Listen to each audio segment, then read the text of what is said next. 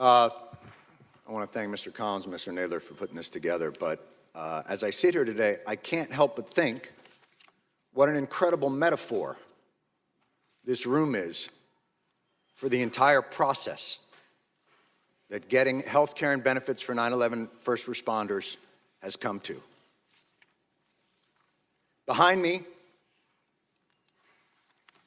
a filled room of 9/11 first responders, and in front of me, a nearly empty Congress. Sick and dying, they brought themselves down here to speak to no one. It's shameful. It's an embarrassment to the country, and it is a stain on this institution.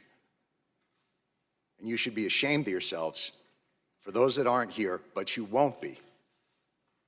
Because accountability doesn't appear to be something that occurs in this chamber. We don't want to be here. Lou doesn't want to be here. None of these people want to be here. But they are, and they're not here for themselves. They're here to continue fighting for what's right. Lou's going to go back for his 69th chemo. The great Ray Pfeiffer would come down here, his body riddled with cancer and pain, where he couldn't walk.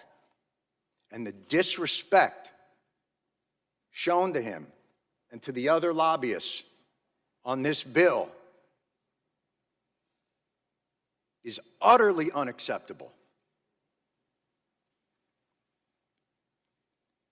You know, I would be so angry at the latest injustice that's done to these men and women. And, you know, another business card thrown our way as a way of shooing us away, like children trick-or-treating, rather than the heroes that they are and will always be. Ray would say, "Calm down, Johnny, calm down. I got all the cards I need." And he would tap his pocket.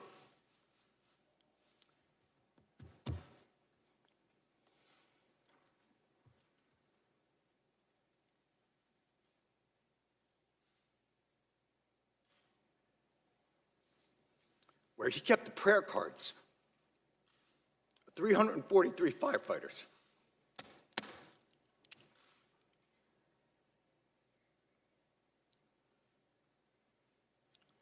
The official FDNY response time to 9/11 was 5 seconds.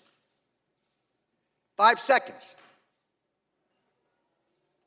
That's how long it took for FDNY, for NYPD, for Port Authority, for EMS, to respond to an urgent need from the public. 5 seconds.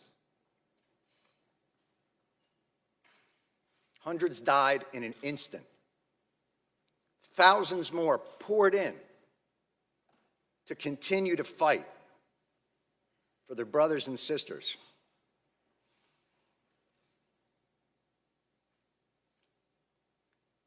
The breathing problem started almost immediately. And they were told they weren't sick, they were crazy. And then, as the illnesses got worse and things became more apparent, well, okay, you're sick, but it's not from the pile. And then, when the science became irrefutable, okay, it's the pile. But this is a New York issue. I don't know if we have the money. And I'm sorry if I sound angry and undiplomatic, but I'm angry. And you should be too, and they're all angry as well. And they have every justification to be that way. There is not a person here, there is not an empty chair on that stage that didn't tweet out, "Never forget the heroes of 9/11. Never forget their bravery. Never forget what they did, what they gave to this country." Well, here they are. And where are they? And it would be one thing if their callous indifference and rank hypocrisy were benign, but it's not. Your indifference cost these men and women their most valuable commodity, time.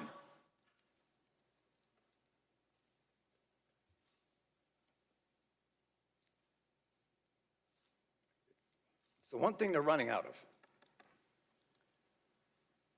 This should be flipped. This hearing should be flipped. These men and women should be up on that stage, and Congress should be down here answering their questions as to why this is so damn hard and takes so damn long. And why, no matter what they get, something's always pulled back, and they got to come back. Mr. Johnson, you made a point earlier, and it was one that we have heard over and over again in these halls, and I couldn't help but to answer to it, which was, you said, look, you know, you guys are obviously heroes, and 9/11 was a big deal, but, you know, we have a lot of stuff here to do. And, you know, we got to make sure there's money for a variety of disasters, hurricanes and tornadoes. But this wasn't a hurricane, and this wasn't a tornado. And by the way, that's your job anyway.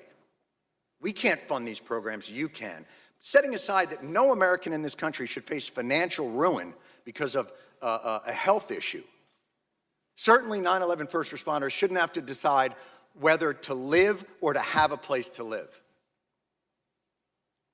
And the idea that you can only give them 5 more years of the VCF because you're not quite sure what's going to happen 5 years from now, well, I can tell you, I'm pretty sure what's going to happen 5 years from now. More of these men and women are going to get sick, and they are going to die. And I am awfully tired of hearing that it's a 9/11 New York issue. Al-Qaeda didn't shout death to Tribeca.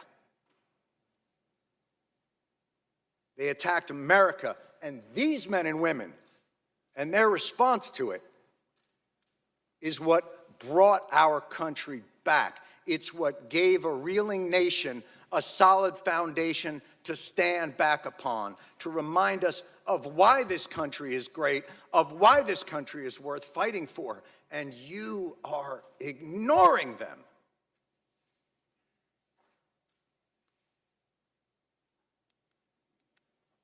And you can end it tomorrow. Why this bill isn't unanimous consent and a standalone issue is beyond my comprehension. And I have yet to hear a reasonable explanation for why.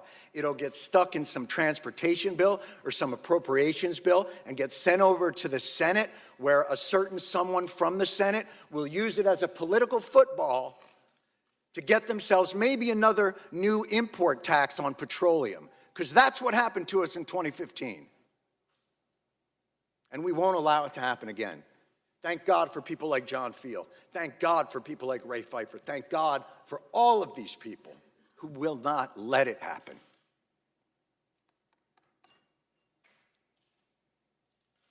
They responded in 5 seconds. They did their jobs with courage, grace, tenacity, humility. 18 years later, do yours. Thank you.